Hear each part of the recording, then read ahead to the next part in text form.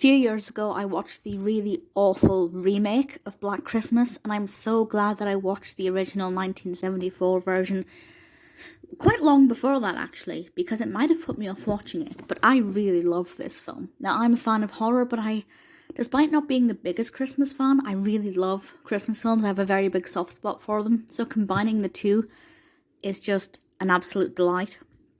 So the original was directed by Bob Clark with a screenplay by Roy Moore and stars Olivia Hussey, Keir Dullea and Margot Kidder. And the description from IMDb is one sentence, very to the point, but actually sums it up quite nicely.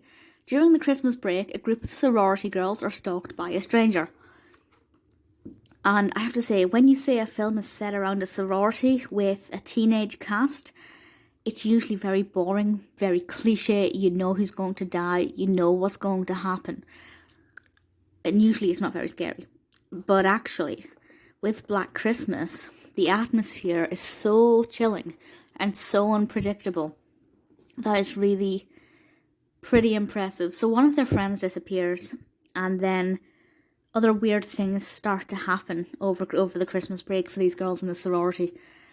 And slowly we begin to realise that somebody is stalking them. And then we realise they're closer than we first thought.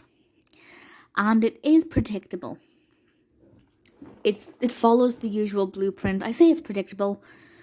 This obviously came long before a lot of predictable films came after it. But it's very much, I guess, a blueprint. One of the early blueprints. And what happens towards the end took me by surprise. So the development of the narrative is pretty predictable. We know that we can guess that this will happen, and then somebody will go up to this room, and then they'll use the phone and all the kind of stereotypical things we're used to. But it does take a very dark, sinister, unexpected turn, and that's part of the reason why it's quite unique. But the other reason why it's quite unique is the atmosphere, whereas most of these films are just not very good at capturing the atmosphere, and they just don't make it very engaging.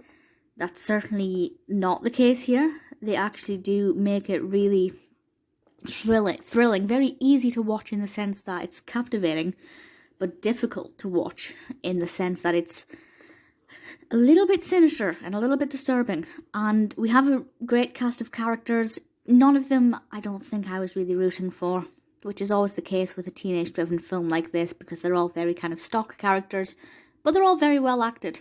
So I have to say the casting is brilliant. It's not overly bloody and gory, but it definitely has its moments.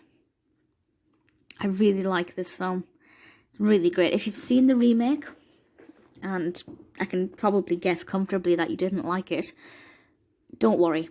This is not really anything like it. It's significantly better.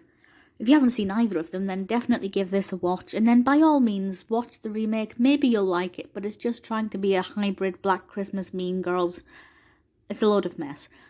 The original Black Christmas is much better, and one that I undoubtedly recommend.